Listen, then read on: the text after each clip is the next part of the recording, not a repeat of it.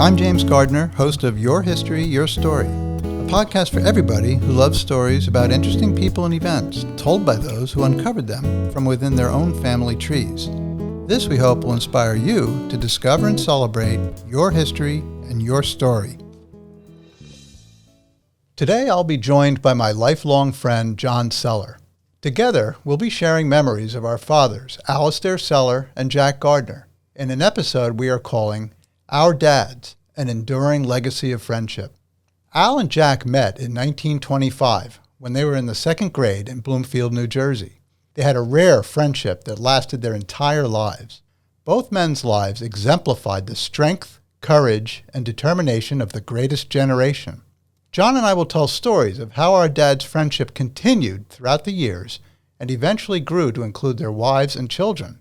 John and I are honored on this Father's Day to tell about a friendship between our two families that began almost a century ago and continues to this day. I'd now like to welcome John Sellar to our show. Welcome, John. James, thank you so much for having me today. Well, this is an honor because you are literally my friend for life, so thank you. Yeah, it's so true. It's just amazing how long we've known each other, isn't it? Exactly. I mean, you're a year and a half younger than I am, so except for the first year and a half, and I don't remember anything from that time, I've known you my whole life. Yep. Yeah, it's something else. It really is. It's just such a blessing. Anyway, John, I want to start off by asking you, what do you know of your dad's early years, where he was born, and how he came to this country? Oh, sure. My dad, Alistair, was born in Scotland in 1919. He had a brother, John, and a sister, Margaret, who we always knew was Aunt Daisy. They came over to the States in the mid-1920s and wound up in Bloomfield, New Jersey. My grandparents, that's where they stayed. That's where their family was. Over the years, I got to know Bloomfield very well. It was a great town, and I think it probably still is, for my dad and his family to arrive in. They knew some people there already, so it just worked for them. My grandfather became a landscaper. He worked on a large property in Scotland, but when he came to the States, he started a landscaping business and worked all around the towns around Bloomfield, Upper Montclair and Glenridge and places like that, and raised a terrific family. My Uncle John was just a terrific guy, and my Aunt Daisy was just a very special woman who was very close with the Gardner family as well. Yeah, when I think about coming from Scotland to Bloomfield, New Jersey, you wonder, how did that happen? Do you know if your dad came through Ellis Island? I believe they did, James. Yep, I think they went through Ellis Island. There was a family, it was the McGilvery family, that my grandparents were close with. So they knew people when they got here. I think it made it more a natural kind of fit. But still, with people coming over from a different country and coming into a foreign land or whatever, it has to be kind of tough. But they made it work, and it did. As I said, they stayed in Bloomfield for their entire lives, my grandparents. So my dad moved to a couple different towns, but it was always in Essex County their whole life. Wow, that's cool. Now, John, did your dad ever mention anything about his memories of being in Scotland? Did he even remember being in Scotland in his early years? James, he really didn't. He had a special tie with Scotland, but I remember a great picture. He was in full kilt, the whole uniform. He was just a little boy. It was the nicest picture. It was just terrific, and I thought to myself, okay, well, this was probably the early 1920s that it was taken. He loved Scotland. I heard more than my fair share of bagpipes growing up at the house. He didn't share a lot, but again, he was awfully young when he left Scotland as well. I think he came over to the States. He was probably, 7 or 8 years old. Maybe a little bit too young to remember too many of the things that went on in his really early years. So, yeah, I didn't hear a lot about it, but it was always very special to him. But I don't remember any of those stories about him as a child. Yeah, I tell you, it's so interesting to think that we have roots in other countries, and it's always really interesting, if possible, to go and visit those places. I know with our family, I was able to finally get to England, where my mother is from, when I was in my 20s, and I was thrilled about that. Did your dad ever go back to Scotland to visit? He sure did, yeah. He and my mom went. They went to his birth town, which was Cullen, Scotland. they visited there and traveled quite a bit from that location. But in the process, met some relatives who in turn came over to visit us in the States and had some deep friendships. In fact, one of my cousins we are still in touch with. I was just speaking to her not too long ago about the family and what's going on. Her dad was a terrific man as well, and he's in his 80s now. But they came over a couple of times from Scotland to visit. It's fascinating when you say that, the idea of having roots in these other countries, to have that connection. And unfortunately, I haven't been over there, but my parents certainly did. It's really interesting to be able to go across there and find out. You almost feel at home when you go there. You have this strange sense of belonging. I don't know. It really is. It's fantastic. Yeah, John, we talked about your dad's early years, and since this episode is about Father's Day and it's about our fathers, I wanted to say a little bit about my dad's early years. My father, Jack Pershing Gardner, was born in Philadelphia, Pennsylvania. He was born there even though his dad and his family was from Bloomfield. My grandfather was down in Philadelphia for a couple of years. His business was down there.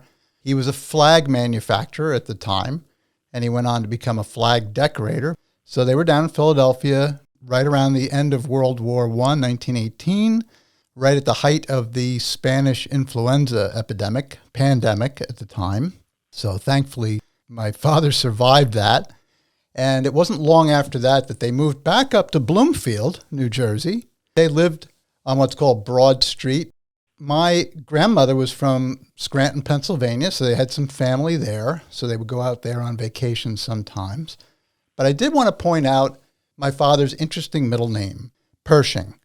Some of you may remember, some of those people who are maybe World War I history buffs, a American general called General Blackjack Pershing. And my father was named after him. Actually, my grandfather wrote a letter to General Pershing back after my father was born and said, "We've named our son after you." And lo and behold, a letter arrived from the general. My brother has this letter to this day, and the general basically welcomed my father into this world. And it was later, not too long after that, when the general was I think he might have been in Newark or Paterson. He came there, and my father was introduced to him. So that's how my father got that interesting middle name. That's amazing. That's great, James. Yeah, so my father is named after a World War I general. So, Bloomfield, early days. I remember my dad telling me, well, he showed me the scar he had on his lip, and he said that scar came from a sleigh riding accident that happened when I was about 7 or 8 years old. And I said, "Oh, yeah, can you remember exactly what happened?" He said, "Well, I was sleigh riding with none other than Alistair Sellar, and his sled went out of control. I think he hit a tree or something. He cut his lip, and Al Sellar, who was, again, they were probably about 7 years old, he walked my father back to his house so that he could get some first aid from his mom." Great. We figured that our dads must have met around 1925 when your father and his family first came to this country. Yeah, that's about right. And you hear those early stories, that's probably what it was, James, right around that time. Yeah, my dad would tell me that your father and he would play tennis when they were youngsters. They were in the same class in high school together. And I know your dad was very active in writing with the school newspaper, and he may have been on the yearbook committee. I'm not sure about that, but I know he was very active with writing, even as a little kid. The one thing I do recall, James, was certainly his time in school was the extracurricular activities, just with, particularly like when it came to academics. My dad was big on that part of school, and I do know that he was involved in a lot of things, both in, middle school or high school and then college as well. And I think that that was a big part of it. I heard stories about our dads playing tennis a lot. Well, that's one side of them, but there's another side of them that I want to bring out. Trouble. Yeah. My dad had a very good memory. He would remember all sorts of things. And every once in a while, he would sit down and start telling me some stories. And I'm actually quite proud of him for actually revealing this story to me. But apparently, sometime in high school, your father and my father and another young man who was also from Scotland, he also was part of this little group. These three guys decided one day that they were going to go into Newark and watch a burlesque show. Scandalous. Shocking. So what they decided to do, they had to arrange this so that they could play hooky from school. Now, it appears that the other gentleman and my dad, somehow they already had it figured out. I don't know how they pulled it off with their own mothers, but apparently the snag was your grandmother. You know, how they were going to pull this off and what was the deal. So they decided what they were going to do was to have the other friend of theirs who had a Scottish accent to put on a woman's voice and pretend to be your grandmother and call the school and call in and say that Alistair was sick. So the three of them, oh my God, the three of them are, picture them snickering around the telephone while one of them is putting on the Scottish accent saying that poor Alistair has a sore throat and he can't come to school today. Great. Yeah. That's great. That's the wrong person to be impersonating is my grandmother, though. If she was the one that caught him, my dad would have been dead. They pulled it off. Funny. That's great. Yeah, that was one of the stories. And then the other thing was, not long after high school, your dad and my dad went to the 1939 World's Fair together. Some people may know that took place in Flushing Meadow, Queens, in New York. And it was quite the World's Fair. I mean, it was all about the future, what the world would look like in 1960. That was what it was based on. So our dads went there. And the story my dad told me was that they went to this one exhibit where they actually had one of the first television sets that they were showcasing. And it had a little camera facing out at the crowd. And there was a woman, and you could see yourself on the TV. And the woman, they had a very beautiful model who was describing the TV, and she was interviewing some of the people. And our dads were, standing in line, and they walked up. My father might have been a little more brazen than your dad, but he walked up, and the woman was interviewing him, and he saw himself on TV, and he put his arm around her waist, and she, on TV, pushed him away. That's fantastic. So, John, 1930s, our dads both graduated the same year, 1937. It was the Great Depression. Do you recall whether your dad and his family were impacted by those tough years? Yeah, James, as far as the Great Depression goes, my grandfather, I think he was in an occupation that they were not affected greatly by it. I'm sure there were minor things that were at issue like everybody else in this country, but I don't think that they were nearly as impacted as some families. The occupation that he had, a landscaper, the areas that he was working in, I believe that they were more apt to, make sure their yard was done. So my grandfather, I don't think that he felt it like a lot of other families did. So no, the Great Depression, at least as far as I know anyway, did not have this great impact on John Sellar, my grandfather, and his family. That was a blessing because so many families were. But sometimes you just had this profession that was almost depression-proof. Was your father's family frugal? Well, they were Scottish, so the answer is yes. I'm sure that they managed their money very well with that, and I think that that was probably a big part of the reason that they were okay. My grandfather made do for his family, and they really didn't struggle big time. But a part of that, I guarantee, would have been that they were watching it. They were watching the money coming in, but also, more importantly, the money going out. But as you said, there was so many that did struggle with that. Yeah. Unfortunately for my grandfather and my father's family in general, things did not go well because, as you can imagine, I mentioned that my grandfather was a flag decorator. It sounds like, flag decorator, how much money could there have been in that? But he actually had an extremely thriving business during World War I. He also had a big business back in the 1920s. There was a lot of patriotic fervor. There were parades that he would put on. There were fireworks displays he would put on. He would decorate large buildings and hotels in cities like Kearney and Irvington and Newark. They actually called him the human fly because he used to climb up on buildings and jump from roof to roof hanging these buntings and everything like that. He had a really good business going. But you can imagine in the Great Depression, that's one of the first things that was going. Yeah. Yep. So he went from very lucrative to almost nothing, very, very few jobs. They had a really nice house. They actually had a woman who would come in once in a while and clean the house back in the 20s. Hmm. That was gone. The house was taken back by the bank. Oh my! I Yep. didn't know that, James. It was. My grandfather was in getting a haircut once, and he came out to his car, and his car was gone. The bank took it. Wow. So it was rough. It was some rough years. My grandfather ended up being a manager at a bowling alley, and I think he worked in a haberdashery. And sadly, my grandfather passed away very young. He was 58. He had cancer, so my dad had to kind of go out to work right away. So it was rough. The Okay. depression was rough. And my dad said one of the favorite things back then was eating succotash, which was a cheap meal that could be made. And they were tough, very lean years. But nevertheless, they pulled themselves up by the bootstraps. And my dad got a job right out of high school for a New Jersey Bell Telephone Company.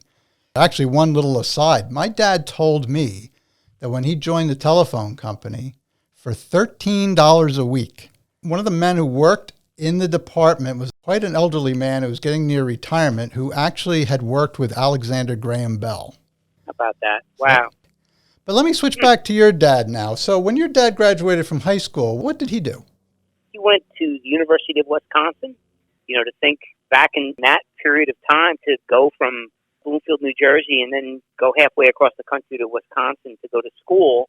He went there and graduated there for a 4-year degree and ultimately went on to law school at Rutgers. But I think he really enjoyed his time at Wisconsin. He was very involved in there as well, and he just had I think, a really, really good time. He remained friends with so many people from school, from Wisconsin over the years, and to see that was really kind of gratifying. I'm sure University of Wisconsin in Madison looks a lot different today than when my father went. But it was a big deal for my family. He had gotten a full scholarship there. I'm not sure if my grandfather could have paid the tuition for a 4-year school, even back then. And I think that the scholarship helped. Now, your dad was, as shown in some of the things I read from local newspapers, Bloomfield newspapers, your dad was just very, as you said, very academically minded. It was very important to him. Always, yeah, always like that. And it kind of instilled that in my sisters and myself. That was a big part of my dad's world. Let's move on a little from there. So your dad, I guess he would have graduated from the University of Wisconsin probably around 1941 or so. Right. Yeah, I think that would be about right. 22, that would be about right, James. Yep. Now, 1941, December 7th, bombing of Pearl Harbor. The U.S. enters World War II. What happened with your dad? How did that affect him? Here he is. He's out at the University of Wisconsin. He's probably just finishing up. He wants to go to law school, or maybe he's already in law school. What happened? Yeah, he ended up going to the Army and served in North Africa and in Italy. Was a part of the war effort for World War II. He was a sergeant in the service, and while in Italy, he contracted polio. So that was a big deal and an incredible impact on his life, not only at that point, but the rest of his life. His service time was cut short. They had him in quarantine for quite a while in Italy, and then they allowed him to come back to the States and wound up in Bloomfield again. So yeah, that was a life-changing thing for my father. Oh, I bet. And polio it was such a devastating disease. And of course, President Franklin Delano Roosevelt was stricken with it as well. Right. And he was, of course, President of the United States at this time. Now, your dad came back. Did he ever say anything about how he handled that when he first got sick and had to come home from the service? I think, James, one of the things about my dad was he was very driven. He wasn't one of those type of people that spent a lot of time talking about particularly things that maybe were not pleasant with that. I think what happened was, like everything else, well, most everything in his life, I think he got it, contracted it, came back to the States, and, he started dealing with it. I mean, I certainly know that there was no kind of wallowing in, oh my, what do I do now? And I think that got that from my grandmother and grandfather. I remember them incredibly loving people, but I always kind of viewed them as kind of driven. My grandmother was very strong-willed, and my grandfather, he was a quiet man, but it was a real kind of dignified, quiet. He was very driven on what needed to be done, and I think he instilled that in my dad. So there wasn't a lot of, oh my gosh, what are we going to do with Alistair now? It was, okay, we've been presented this, what do we do? Almost in a positive way, if that makes any sense. I think they looked at it as a hurdle, and they did what they needed to do. Even in that, when that was going on, I mean, the advances were not there yet, and it had to be a lot of work. It really did, as far as when he got back to the States, because there certainly wasn't the, when you go to a restaurant, everything is handicap accessible now. That wasn't like that in the 1940s. So I'm sure there was a lot of hurdles, but, my dad, you knew him well. He was not the type of guy to say, oh boy, I couldn't go here, or I couldn't go there. I never really heard that from him. But I'm sure it was, to say an inconvenience would be an understatement. He and they, I just don't think we're that type of people, to say, well, then we won't be able to do this, because it seemed to me they found a way, They did. The polio affected one or both legs? It was the one leg. My dad was in a brace initially, so walked with a brace and cane from the 1940s, and then much later in life, he was probably around, I'm going to say early 70s, James, he took a fall and fractured the leg. From that point, it was, that much weaker, and of course, he was an older man at that point. They said, yeah, we're going to need a wheelchair now. So tail part of his life was spent in a wheelchair. But from the 1940s until, say, like 1990, in and around there, he was always with a brace and canes, of course. Right. Now, when your dad came back from the service, did he continue his education, or had he completed law school at that point? No, I think that's when he went to law school, James. I think he went after he came back, because of that time thing that you mentioned earlier. I think what happened was, the World War started. They were only 22 or 23 at the time, our dad. He went to law school after that. Yeah, got it. So back to my dad. I remember my dad telling me that he had been listening to a football game on the radio, and he heard an announcement that Pearl Harbor had been bombed. December of 41. I believe in 1942, my dad enlisted. He knew he was going to get drafted. I mean, it was inevitable. And he wanted to enlist, so he might have some choice in it. Well, as I mentioned, he had worked for the New Jersey Bell Telephone Company, so he was kind of in communications in a way. So He took a test for the Signal Corps. He passed with flying colors the aptitude required to work in the Signal Corps, which is a communications-based arm of the Army. He went out to training in Missouri, I believe it was, and he ended up going overseas. And he, like your dad, he was a sergeant. He was initially in England, and then he ended up in, I believe, France, Germany, Austria, and on the last day of the war, on VE Day, he was in Italy. When I was a little kid, I mean, people talk about when they were little kids, maybe their parents told them fairy tales and things like that. My father used to tell me war stories. That explains a few things. He did. Oh, that's great. He used to tell me stories about old football players, Jim Thorpe and Sid Lookman and different things like that. But he told me his stories from the war. And, John, I really, really wished that I had a recording of all those stories. Oh, my gosh. Isn't that true? Oh, gosh. And I implore anybody who's listening to this to talk to your relatives, talk to your family members, and when they tell you stories, write them down, or even better, record them, because they're priceless. They're priceless. But a few of the ones that I do remember is that one time my dad was standing talking with a French resistance soldier, and I think it was in Germany, and a German soldier came out of nowhere and surrendered to them. They took a few things off the soldier before the MPs or the Frenchman himself took the German off to the base or whatever it was. And my father had the field glasses of the soldier, and they were really beautiful binoculars. And he sold them to his captain or lieutenant or whatever for like $40, which was a lot of money back then. But boy, if you had something like that now, it'd probably be worth a few dollars, I would imagine. Yeah. But he did that. My dad was actually knocked over by a bomb in London. Initially, I believe it was the V2s at that time were exploding. He got knocked over. He was not in a combat division, but they weren't far from where the combat was taking place. He used to tell me that there was one time when their captain accidentally led their convoy into the middle of a battle, and he said you could see the tops of the German helmets and the machine gun fire, and his captain got a reaming out, and they fortunately were not killed by it. But they saw a lot of action, not as a combat, but being close to where the action was, and he did tell me he saw a lot of dead soldiers, and imagine that would have been very impactful. I bet, yep. But the big thing that happened because of World War II was right after the war ended, my father came back to England, and on New Year's Eve, 1945, my father went to a tea dance in London, and my mother, Pamela Moore, her name was at that time, who was in the Women's Royal Air Force, was there at the tea dance, and my father met her. He only dated her for like a couple of weeks before he got sent back home to the United States, and they continued to correspond from there. The story will continue, but I want to switch back to your dad now. So your dad went back to law school. What happened then? How did his life proceed from there?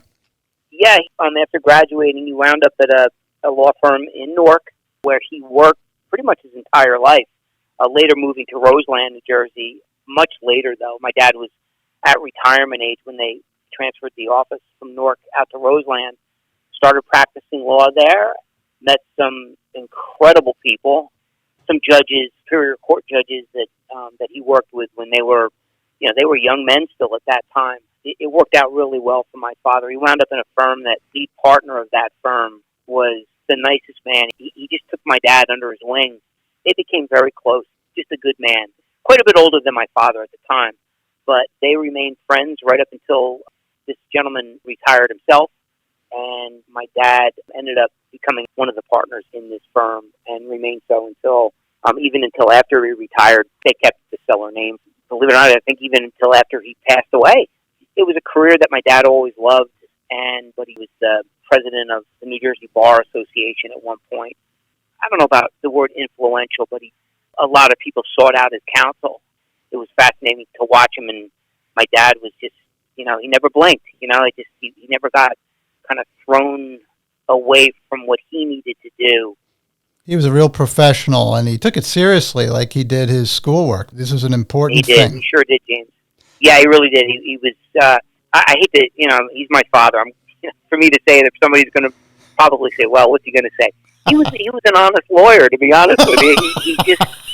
He always seemed to know right and wrong. And if it was wrong, he really didn't want any part of it. He was just a decent guy that way. I always respected him for that. He just did his job.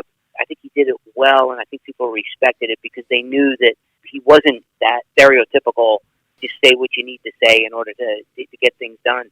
He was really true to his word. He's just a really good guy. Now, John, he wasn't beyond getting kidded around with some of his lawyer buddies. Wasn't there an incident in a bar with a pair of scissors?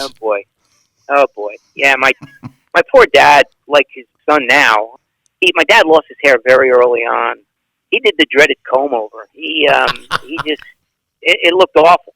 I'm sure my mom had something to say about that too, but he was hanging on to it.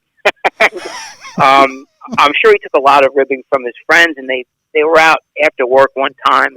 Bob Clifford, who later became a Supreme Court justice for New Jersey, was one of my dad's friends, and they were out at a tavern, as they were wont to do once in a while. And he got a pair of scissors from behind the bar from somebody and proceeded to lop off the comb over from my dad in the middle of the bar. And they all had a great time with it. And needless to say, my dad never grew it back. From that point on, that thing was gone, and he was bald. So it was funny. Yeah, Bob Clifford and he were good friends. He got away with it. My dad, he rolled with the punches like everything else.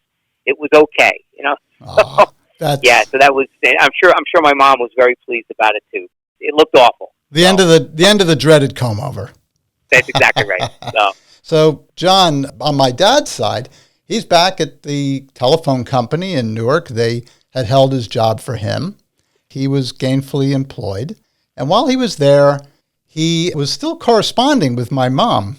But they didn't know if anything was going to come of this. They only dated for a little while, and she was in London, and she had started working, and he was working, and they were writing back and forth. But they were very interested in each other, but they were 3,000 miles apart. So my dad noticed a pretty woman at his office, and that person was your mom. That's exactly right. I know this is getting a little weird here. It's getting weird. Oh boy. However, they actually went on a couple of dates, and at one point in time, and I know my dad had been talking about this girl in London that he had been corresponding with. I don't know to what degree, but my dad went out on a date, and it was a double date. Your mom was my dad's date, and he brought along Al Sellar and another young lady, and they went on a date. And what happened after that? From the stories that my mom would tell, as much as she loved your dad and your mom, of course. According to my mom, she saw my dad, and that was the guy that she was going to marry. Shortly thereafter, they started dating. You just think back and the logistics of the whole thing, where our dads were friends from these early age, and here your dad has gone out on several dates with my mom, or my dad came onto the picture. It's funny to think in terms like that, but that's what happened. It was okay. So yeah, it was. Worked out very well. Certainly for us, it worked out well, right?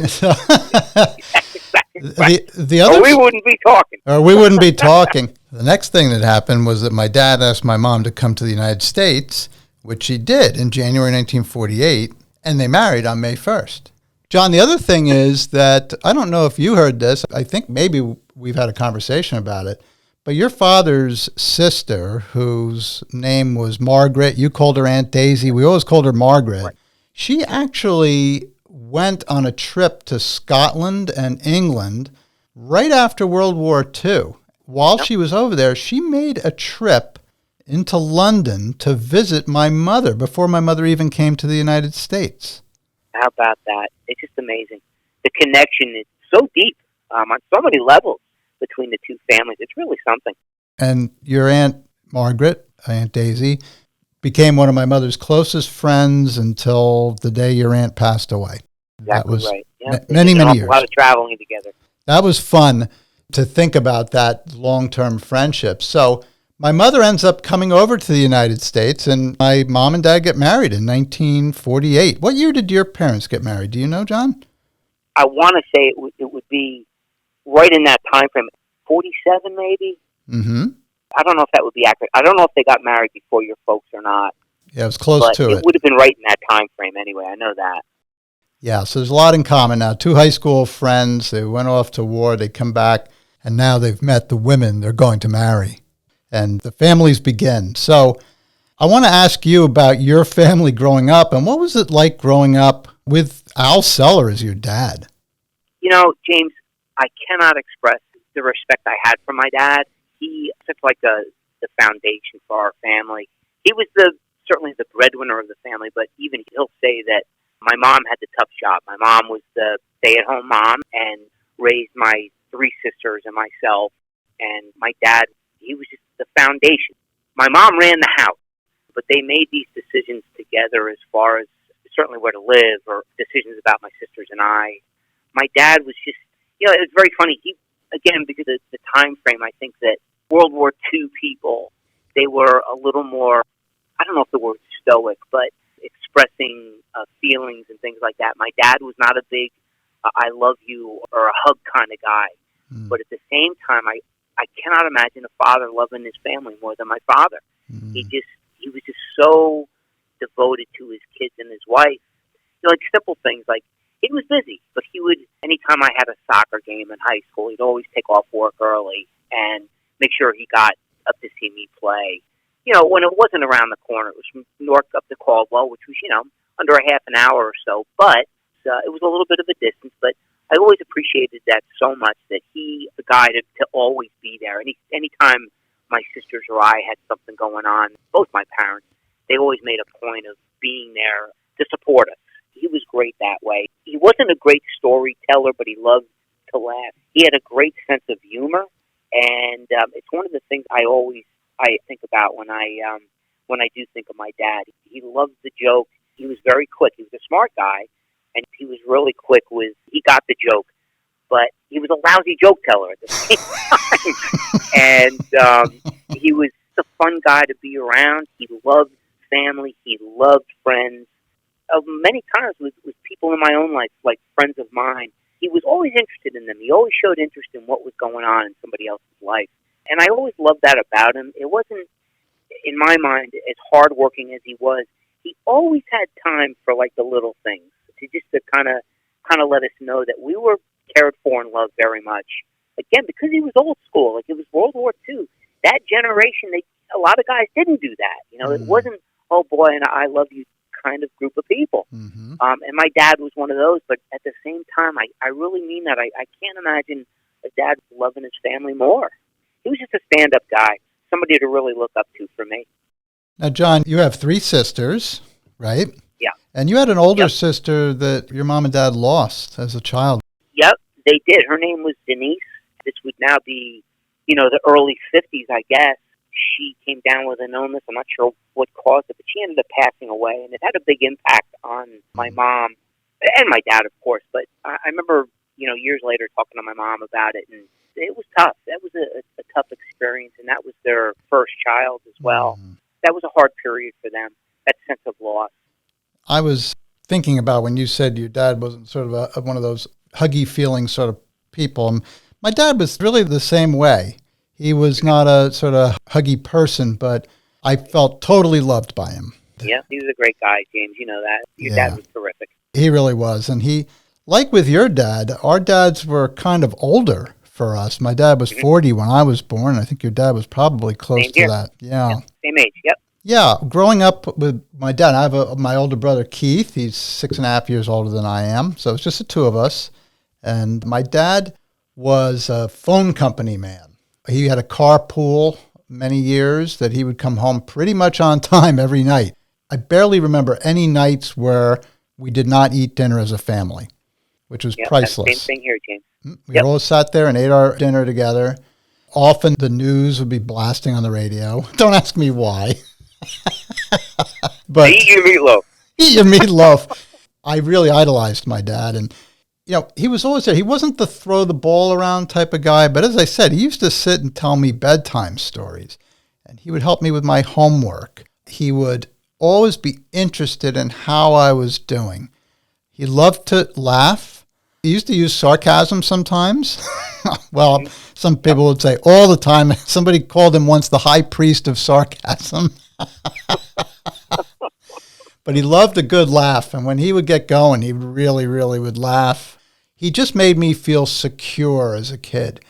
I remember him telling me that when I hit 50 pounds, because I hated to eat. I never used to eat anything. I just didn't eat. I don't know what it was, but he told me that if I hit 50 pounds, he would buy me at one time I thought it was a G.I. Joe. But now that I think, it was a 0M camera. Back when I was a kid, James Bond was huge. And this was a camera that when you clicked it, it turned into a cap gun. And I wanted it so badly. And I remember when I hit 50 pounds and my dad came home with that, I was just so excited. My father was pretty frugal. He wasn't cheap, but he was frugal. So we wouldn't get gifts lavished on us, but we had what we needed, and there would be nice little surprises too. And one time I remember my brother Keith and I roar over this one. This is hysterical. My father decided to, I guess it was on Halloween, so we got a knockoff. It was a plastic pumpkin with like a black cat and a plastic pumpkin, and it had a light bulb in it. So you would plug it in and you could put it in the window as a Halloween decoration. So he comes in from work. He didn't even take his coat off. He was so excited about this thing.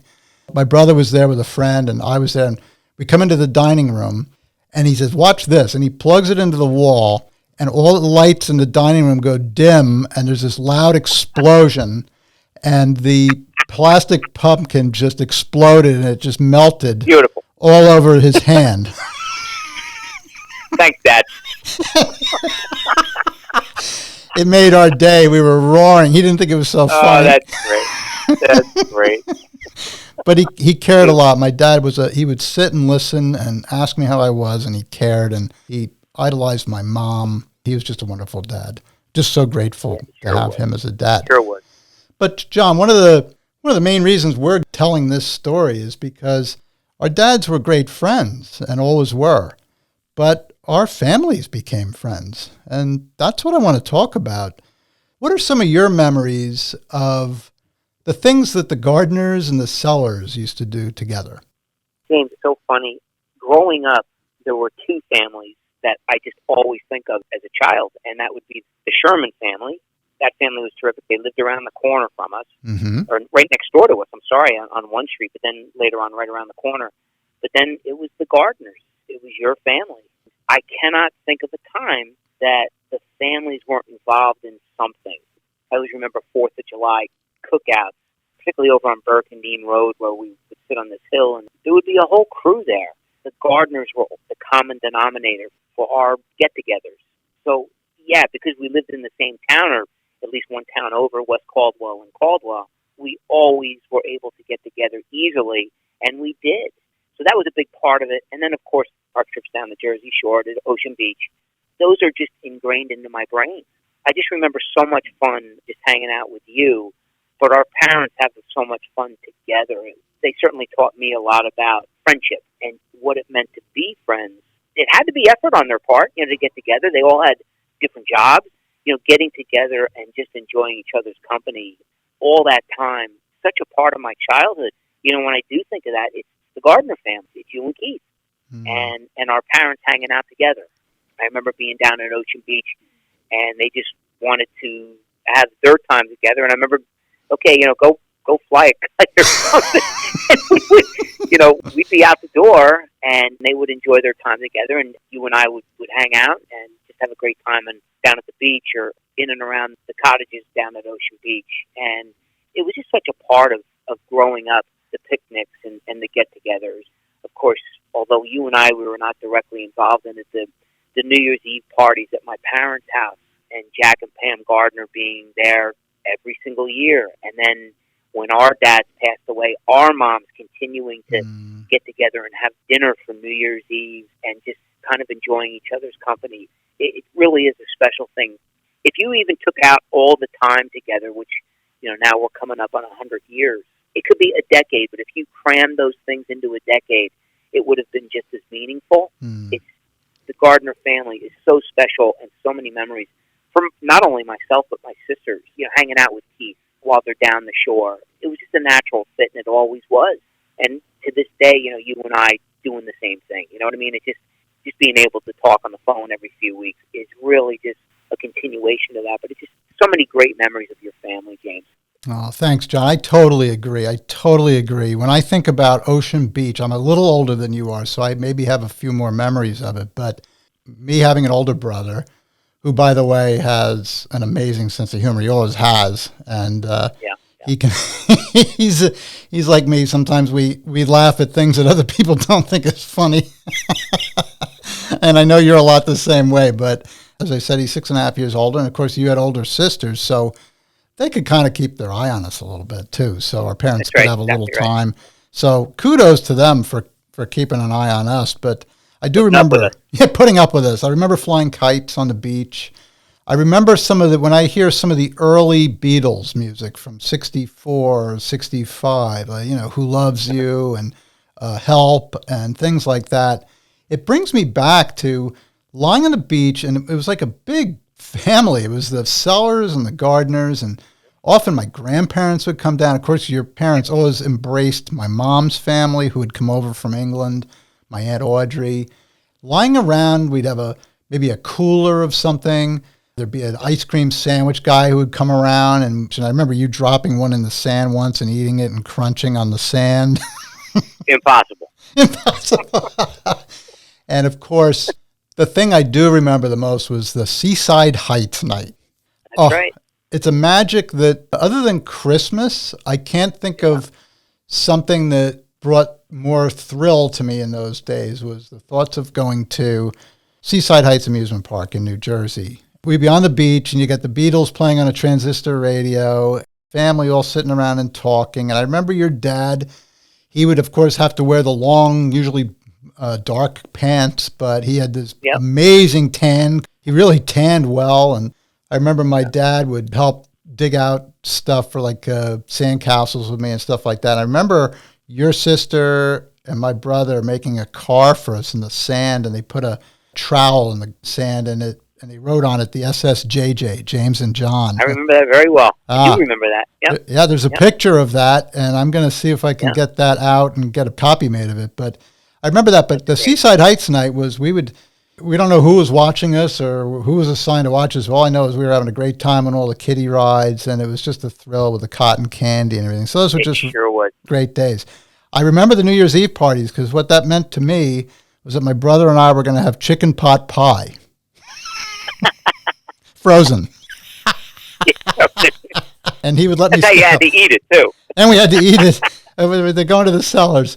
We'd have the chicken pot pie. My brother would let me stay up and watch Thriller Theater. And as soon as we heard the car rolling up at like 12:15, I would run up and pretend to be asleep so my brother wouldn't get into trouble. But those were good times. And of course, there were picnics in the park and things like that. But one of my memories of the Sellar family and myself was the time when your parents invited me to go with you on a trip to Cooperstown, New York, Baseball Hall of Fame, and also to Lexington and Concord, which to me was a thrill because anything to do with history.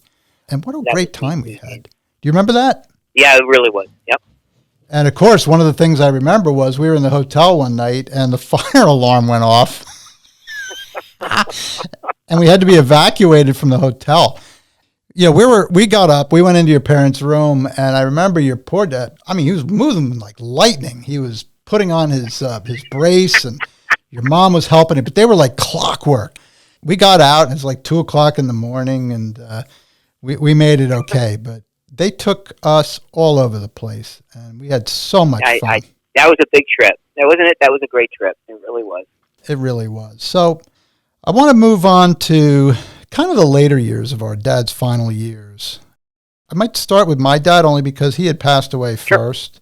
My dad was thankfully able to live to see me married and also to see two of his three grandchildren. My daughter Jamie was born 2 years after my dad passed away, but my daughters Jen and Katie were very little. They were 2 and 1 when my dad passed away in 1988. My dad had bladder cancer when he was about 68 years old. I think he was diagnosed, and he went pretty quickly. He had an operation, he had chemo, and nothing really helped. And we were told that one of the most common causes of bladder cancer is smoking, which is something my dad did for many, many, many years. He did give it up about 6 or 7 years before he passed away, but the damage was done. I've never seen anybody face an illness and the end with such courage as my dad did. Yeah. No complaining. The only thing I noticed was he would cry sometime. My dad was not a crier. I almost never saw him cry. I think he just grieved that he was going to be saying goodbye to his family. I think that's what was so sad to him. I did want to share one story and I hope I get through it. My mom told me a couple years after my dad passed away that when my father was getting close to the end, your dad came over by himself to visit my dad, and they sat there and they chatted for a while, and your dad said to my dad, "Look, I know you're going through a tough time. I'm sure the hospital bills are high. I don't want you to worry at all if you need anything or anything at all. If you need anything at all, Jack," he says, "I will take care of it. I don't want you to worry." When I heard that, it really devastated me because I just thought of their deep friendship for so many years. And I know your dad meant that with all his heart. Thankfully, my dad had pretty good insurance from the Bell Telephone Company, but to know that his friend was there for him must have given him a lot of comfort, and also to know that your parents would be looking out after my mom after my dad passed away. I think that's where that friendship was based in, James. I really do. I think that's the way these men thought. That's what you did. It's great to hear. I could see my dad doing that. But, to hear it, it's a reminder that you and I, that's the type of men those two guys were. They were just good men. that story kind of exemplifies that perfectly. Absolutely. Absolutely. Now, John, can you share about your father's years? Because I know your dad outlived my dad by about 13 years. Can you talk about his final years? Yeah. After he left the law firm, he was a retired guy. I think he missed work, James. I really do. I think he missed the routine of it. To him, I don't think it was a job. I think that's what he did. And I think because he got slower and it was harder for him to move around, if he had a choice, I think he probably would have stayed in the game. But my dad slowed down as he approached his late 70s and early 80s, or 80s. He definitely slowed down. I saw it. He ended up getting cancer as well and passed away in 2001. The blessing of that whole time period, James, was that he didn't really suffer. It was fairly quick. I don't think that my dad was in a lot of pain over that period of time, but did pass away in 2001. And that was a big deal. That was my dad. He adored his grandkids, just loved spending time with them and joking with them. And to this day, we're talking 20 years ago now that he's gone. Hard to believe. That his grandkids still talk about him in such a good way. I love when they do that. I really do. I think that he showed them what he was before he passed away. And he did. He loved those kids so much. And now I hear them saying it. And that means the world to me. It really does. Some of them were little kids. Some of them were in teenage years when it happened. And they still remember the impact that he had on them, which was really cool. He impacted his family greatly, not only in life, but in death. Well, John, thank you for that. I'm going to ask you specifically now, how has having Al Sellar, your dad, impacted your life? Oh, boy, how not? One of the things, besides the aspect of family, the friendship part of it, and again, I stress that, James, just because that's what this was your want was for this podcast, for this show, was the idea of how friendships can work over a long period of time. My dad taught me so much about that. I had mentioned earlier how he knew, some really kind of influential people. It's amazing how many times they turned to him for counsel, just to talk. One of the things I thought about this after you and I spoke the other day, one of the things I always remember when my dad first went into his first job as a lawyer, he went to school with a fellow by the name of Harrison Williams. They called him Pete Williams. He and my dad became very good friends now in probably their late 20s. He ended up becoming a New Jersey U.S. Senator and got involved in the whole abscab scandal in the 1970s. This gentleman, who was a great friend of my dad, ended up doing some bad things. He took some bribes, ended up doing federal time in prison for what he did. And a lot of people ran from him. A lot of people took off, who I'm sure he thought were friends. And I remember him calling the house one time to talk to my dad. And this was while the scandal in Washington was going on.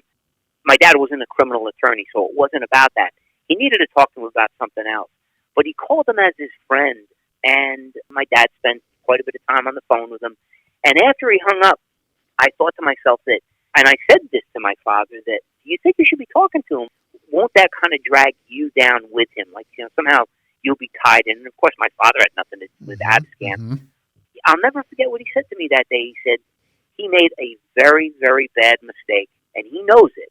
But that doesn't lessen my friendship with him.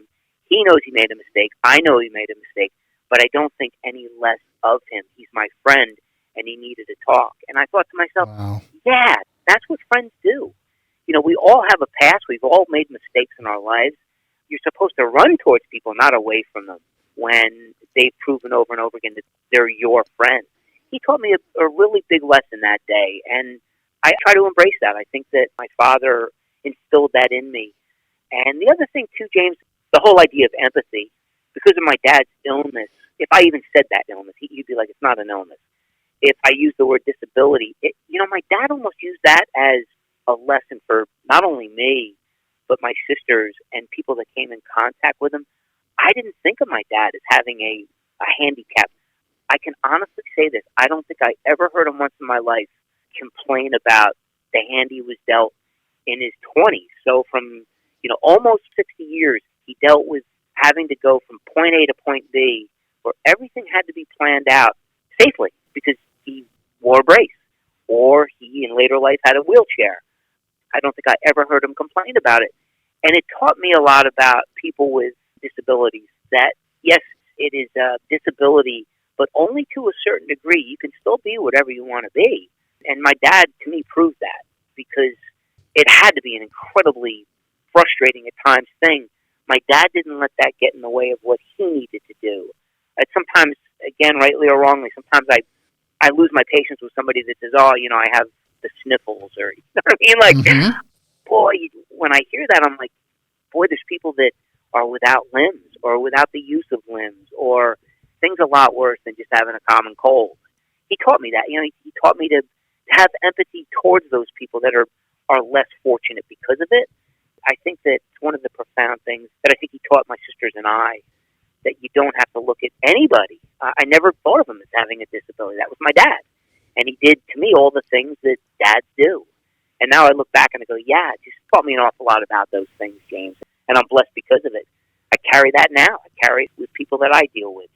This awful thing that he dealt with taught so many positive things because of it, because of his attitude towards it. So I'll always think of my dad that way. John, thank you for that. You really summed him up. A man with a lot of courage. He just went about his way doing the right thing and being a wonderful friend to my dad and to others, and just a strong, stabilizing person. A man I always admired. I always remember when I was a little kid, I would always poke fun of his bald head. Of course. Who didn't? What goes around comes around, because now I got a bald head. Me too, fella. Oh, mine fell out like a Christmas tree in my early 30s, like an old Christmas tree. It just fell out. But I remember I would joke with him, and he would take his cane and he'd sort of poke me and say, "Get over here, young man. Get over here, young man." And that was his response to me making fun of his bald head. And it was fun. I would have fun doing that. But on my side, on talking about my dad and how I was impacted by having Jack Gardner as my dad, I think one of the things I say the most is feeling secure and safe. I felt very taken care of. I felt that he was like this big buffer of protection against anything that could have come my way. And wisdom, I saw his example of loving and caring for my mother. I saw his protection that he gave the family financially. He always wanted to, perhaps he missed out on some investment opportunities that could have made him wealthier, but he wanted to make sure that what happened to his family when he was a kid growing up during the Depression would never happen to his family, as he was the head of the household. He loved and took care of his mother, who was a widow for many, many years. He helped take care of her. As I said, he did love to laugh. He loved history like my mother did. They always took me to different battlefields and museums, and my dad and I would watch Combat together. I don't know if you remember that show from the 60s. Yep. Watched football. We watched the Giants together. I remember when my dad was, not long before he passed, he was in the hospital when the Super Bowl was on, and the Giants were, this is the late 80s, and the New York Giants were in the Super Bowl.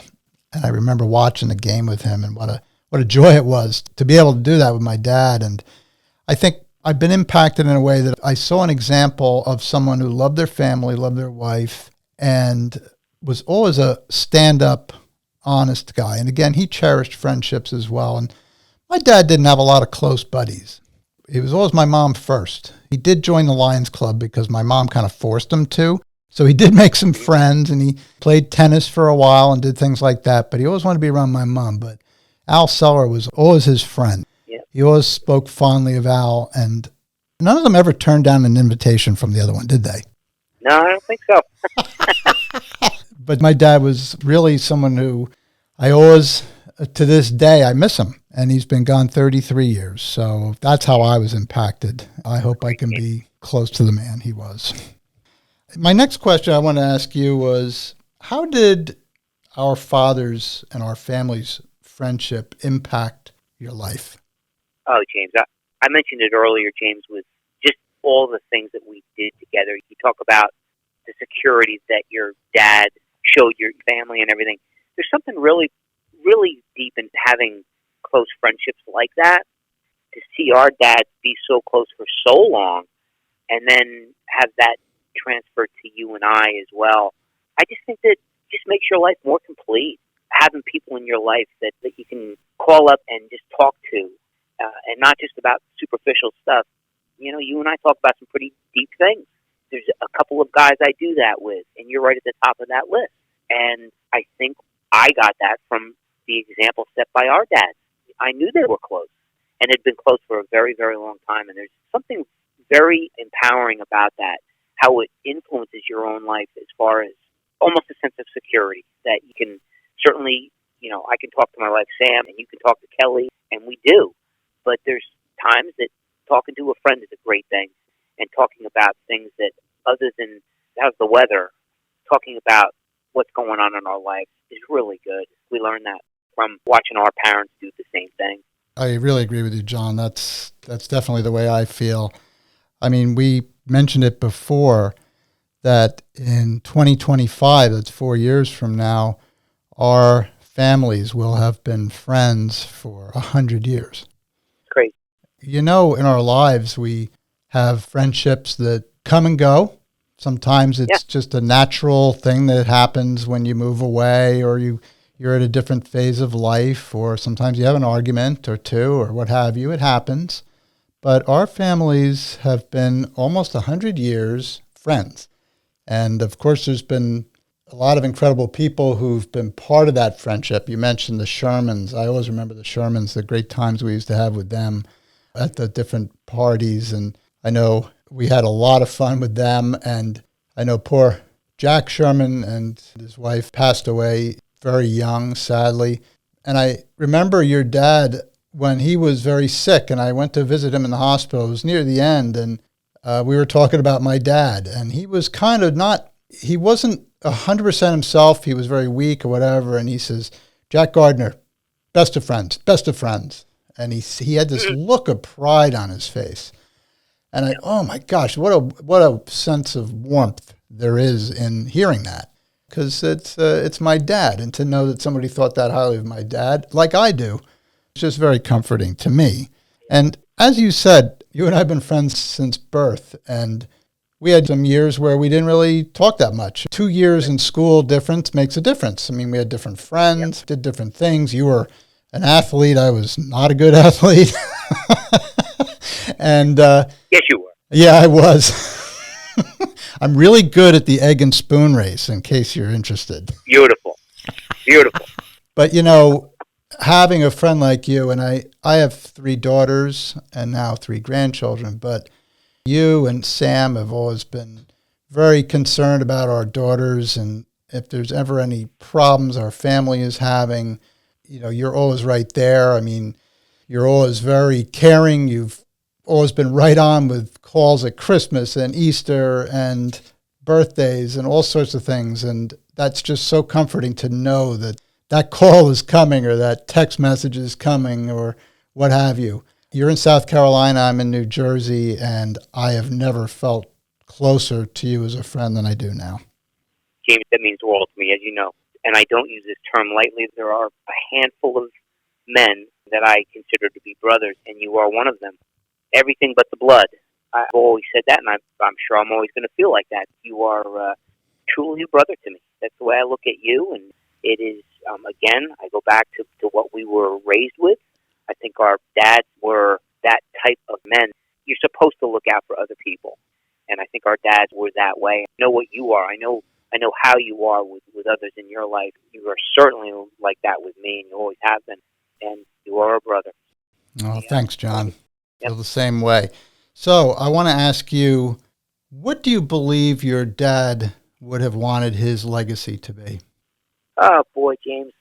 He wasn't a private man, but I think he would almost be embarrassed that I'm talking about it. I really do. I think the one thing, and we mentioned this the other day when we were talking about, was Camp Mary Hart up in Hackettstown, New Jersey. Mm-hmm. It's, again, a learning tool because of his polio. My dad in the early 60s started a camp for the disabled, handicapped, for younger kids to go camping. And it's a camp equipped to do just that. Now we're talking 60 years ago. You know, that really wasn't done. And my dad saw the need for it and began this thing. And to this day, it's still up and running, bigger and better than ever. Because of COVID, they suspended camping operations. The camp is still there Right. and still operating, but camp-wise, for safety reasons, they have put off until next summer taking campers again. I still get updates from them what's going on at the camp, and I'm very proud of the idea that my dad was one of the founders of it. He just saw the need for that. He wasn't looking for the slap on the back by any stretch of the imagination, but when I think in terms like that, that was my father. He really wanted to help other people. It was something obviously close to his heart. Some of the people that go through there, I know it's the time of their life. And to think that even in a small way at this point that my dad would be involved because of it is really cool for my sisters and I. Just a really good thing to remember him by. Wow, that is a great legacy to have that camp still functioning and going strong. That's fantastic. When I think about my dad, his legacy, it's hard to say what he would say, but I can guess from what I know and how I saw my dad in action. I would think that my dad would have wanted his legacy to be that he loved his family, he loved his wife, he loved his children, he took care of them, he loved his friends, he was trustworthy and loyal. He sure was, boy. I would think he would want his grandchildren, now his great-grandchildren, who he's obviously never met, to just know that he would have loved them and taken care of them too if he were here today. And that would be my dad. I want to just give my final thoughts here. And this has been a wonderful conversation, John, and you and I have conversations all the time, but Yep. We never recorded it. Now we're in trouble. Now we're in trouble. There's evidence now, right? Yeah, right. This came to my mind. I was talking to Kelly this morning about it, and I don't think she ever heard this one before, but I was thinking about what our family friendship meant to me and thinking about our dads and how I would tie that all in. This is what came to my mind. When my dad passed away, it was extremely difficult for me. I mean, I was 29, but I still had a wife and I had 2 children already. I had my own home. You know, I was kind of supposedly established, but I wanted my dad. You know, you still want your dad. And when I lost him, I'm a pretty social guy. I tried to be pretty stoic during the wake process. And, you know, of course, people are flooding in and you're shaking hands and you see friends. And as the Gardners and Sellars are well known for laughing at funerals and wakes, go figure, but we do.